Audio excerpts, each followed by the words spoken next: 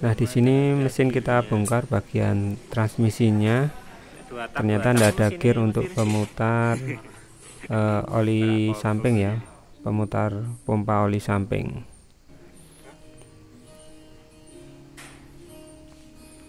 Bongkar. Kemudian ternyata bagian koplingnya atau sistem transmisinya sudah diubah. Kalau kondisi kampas kopling sama per kopling masih bagus lah,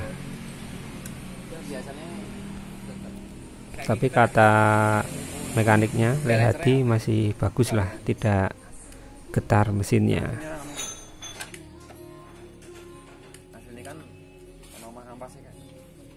Nah, di sini kita buka bagian rumah koplingnya ya dengan alat khusus special tool buatan tangan atau handmade ya, dari WD Motor. Jadi biar buka rumah koplingnya juga ini ya, tidak merusak.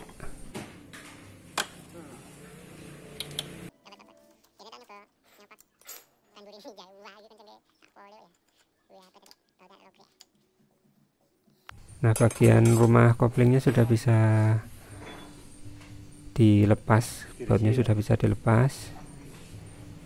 Kita akan cek satu-satu bagaimana keadaannya. Kalau secara apa namanya,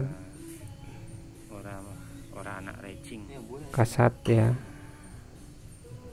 kasat mata masih bagus lah untuk bagian rumah koplingnya. Kemudian mesinnya juga bersih ya, tipikal 2 tak itu memang olinya tidak terbakar seperti 4 tak ya, jadi mesin bagian transmisinya biasanya bersih.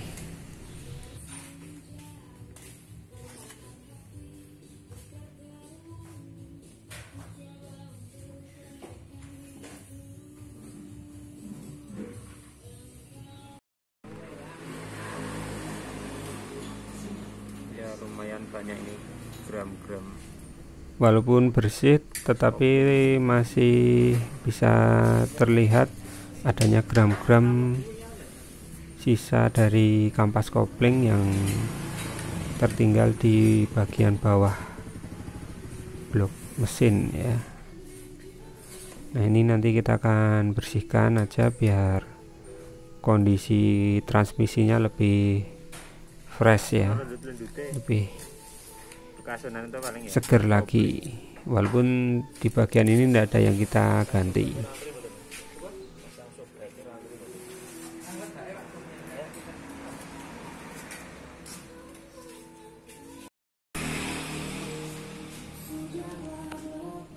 Kondisi karbu banjir ini, manifolnya juga sudah dilem ini kayaknya, jadi ya cukup mengenaskan. Karbunya sering banjir. Kalau saringan bensinnya masih oke lah. Kemudian keadaan kopling masih oke. Seperti ini.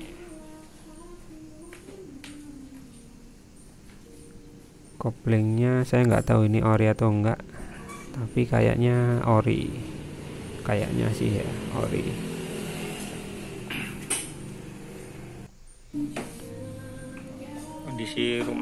Kondisi rumah kopling sepertinya masih bagus ya, masih bagus.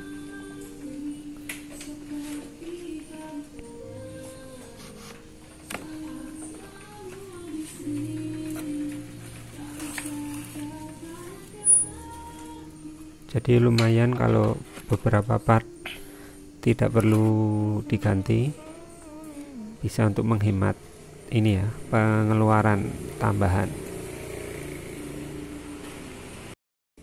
Nah, ini sudah terpasang gear untuk memutar pompa all sumnya bahannya dari plastik. Ini modelnya kayak seperti ini ya, di pam apa itu namanya, pam radiator. Jadi dari plastik. Nah, nanti akan memutar gear di atasnya itu. Lumayan karena bengkel ini masih nyimpen sekenannya, jadi tidak perlu beli ini ya, beli barang baru.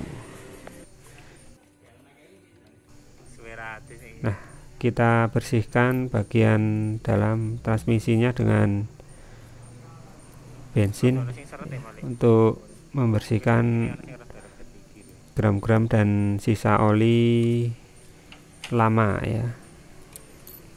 Nanti kita akan ganti dengan oli yang baru biar lebih seger lagi.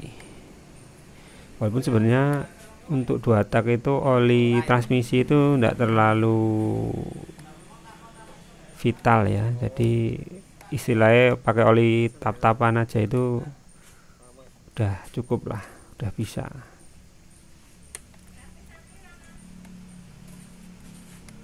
Tapi nggak ada salahnya karena kita nanti juga pakai olinya yang murah-murah aja. Kita nanti cari oli yang paling murah. Yang penting transmisinya kerendam oli gitu aja. Nah, ini rano kabel. Ini rano iki barang. Payah ning ngono iki. Oh, iki agak arep. Mayan. Jarine lek atine santai wae. Siap. Kondisi sudah terpasang gear pompa oli sampingnya. Nah, kita kembalikan lagi untuk rumah koplingnya, dan gear pompa olinya juga sudah terpasang dengan baik. Nah, ini selang olinya rusak, sudah pecah, nanti dipotong aja. Nah, sisa oli kemarin kita tuang semuanya untuk ngetes biar nanti tidak ngejim. Tes pertama untuk mengetahui olsamnya jalan atau enggak.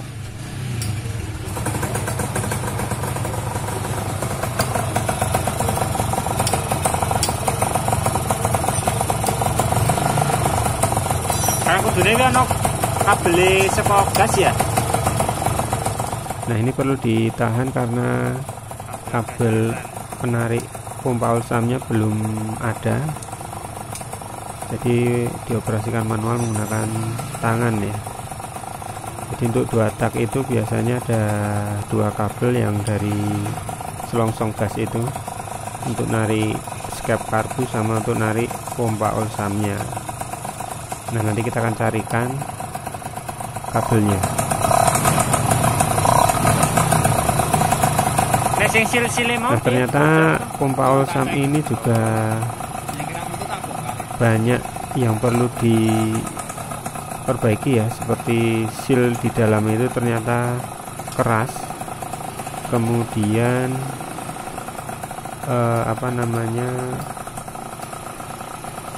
per di dalam pompa olsam itu juga sudah lemah, jadi dia tidak bisa nutup sempurna. Nanti kita carikan yang second aja.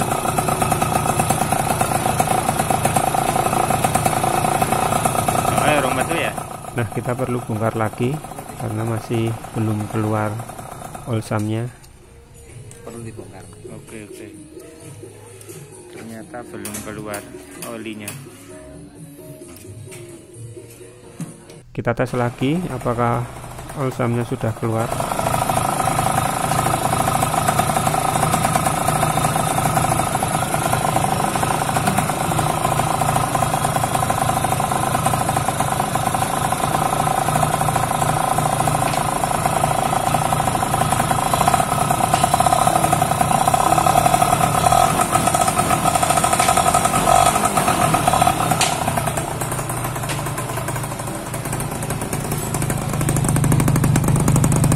Kalau dari asapnya masih tipis ya, nggak kelihatan kalau 2 tak, karena ini juga mesinnya sudah panas ya.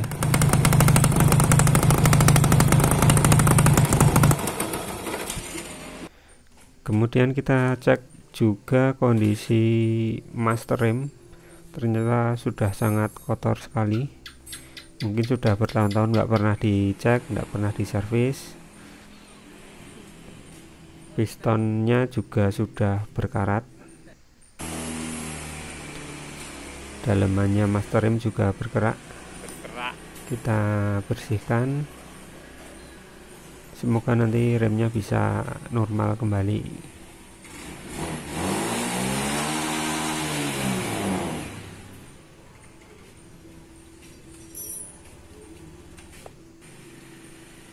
Nah, kita semprotkan cairan pembersih.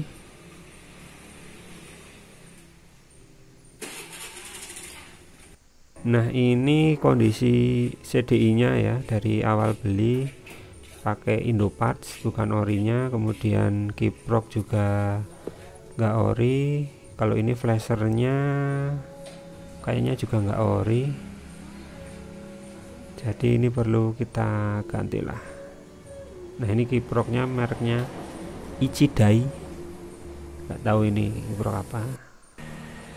Kemudian akinya juga sudah nggak mau ngangkat lagi, kita perlu tambahkan bantuan untuk ngangkat akinya. Siapa tahu ya di cas bisa hidup. Sekrengnya juga nggak ada kemarin, kita tambahkan. Kiri ana lek Jan? Alhamdulillah, rasi coba yuk lek. Nah, ini keadaan sepulnya. 3XA ini berarti gabungannya CD-nya 3XA kayak? Kondisinya memang sangat kotor ya di bagian bak sebelah kiri ini karena dekat dengan gear depan.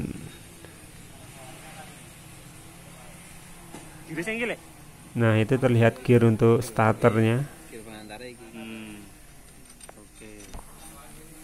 Itu nanti akan kita servis, kita pasang lagi, kita hidupkan lagi dinamo starternya.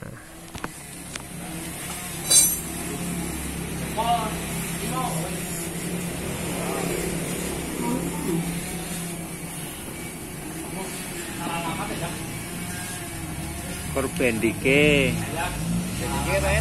Nah, kemudian perlu diberikan bendik karena bendiknya sudah mati ternyata. Kita nanti carikan yang ada aja lah. Kondisinya memang sangat kotor, tidak pernah dibersihkan. Perpak untuk blok juga sudah rusak. Karet Perpak manis PCR ya. Keadaan magnet sepertinya masih normal.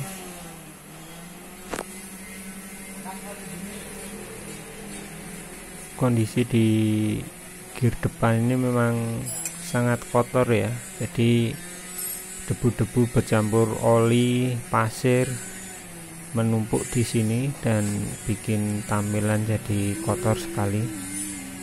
Jadi memang perlu dibersihkan ini. Nah, ternyata hal yang menyebabkan suara kayak nembak mau ngejim di dekat knalpot itu adalah block kop atau headnya yang sudah tidak rata ya. Ini disebabkan karena salah satu baut pengencangnya itu nggak kenceng ya, jadi tekanan yang diberikan oleh kompresi mesin terhadap block kop itu jadinya nggak seimbang. Nah, ini CDI-nya kita masih pinjem karena ternyata CDI ori yang baru beli itu tidak bisa nyala. Nah, akinya tadi sudah diganti dengan aki motobat.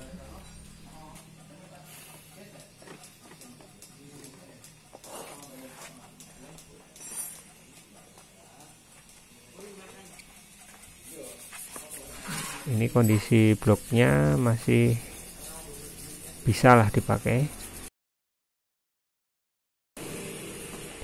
Nah, ini sudah kita bubut bagian blok kopnya atau headnya jadi lebih rata ya, tidak ada yang junjing istilahnya loh, bahasa Jawanya itu. membran nih Ya wis rada suwe seminggunan kan nek teko barangnya lho. Yo pas. Mogok kae yo aku bari kuwi pesen. Jadi memang kondisi blokop yang sudah diratakan lama itu menyebabkan kadang melengkung ya blokopnya. Hasilnya memang sudah rapi dan rata tentunya. Jadi nanti bisa langsung kita pasang ya. Jadi tidak perlu beli blokop baru ya.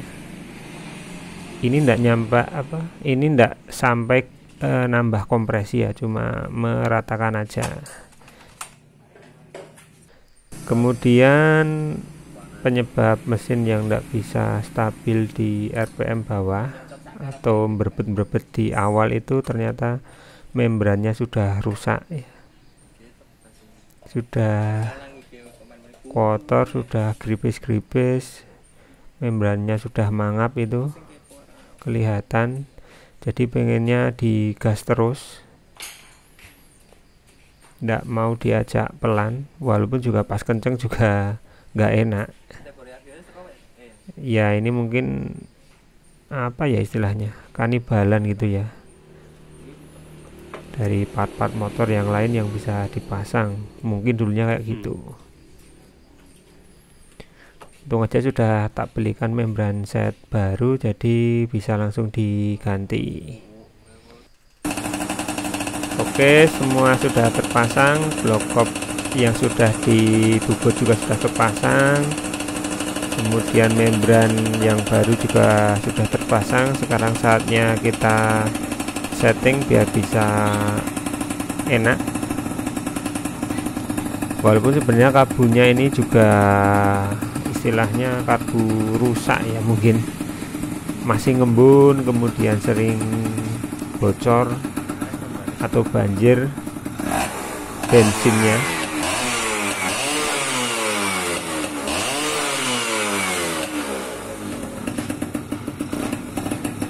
Tapi lumayan sudah tidak bocor lagi untuk headnya.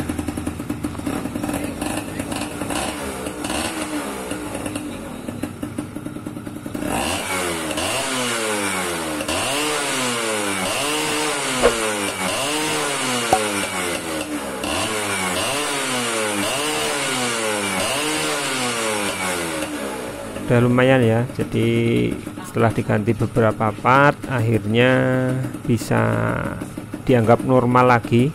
Untuk all sum juga sudah bisa, starter sudah bisa hidup, kemudian kelistrikan juga sudah oke. Lampu depan sudah menyala, lampu belakang sudah menyala, tinggal dibawa jalan.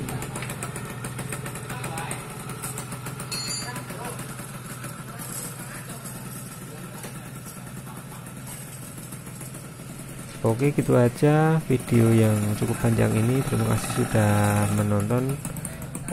Jangan lupa like, comment, share, dan subscribe channel Pak Guru Motovlog. Sampai jumpa di video selanjutnya.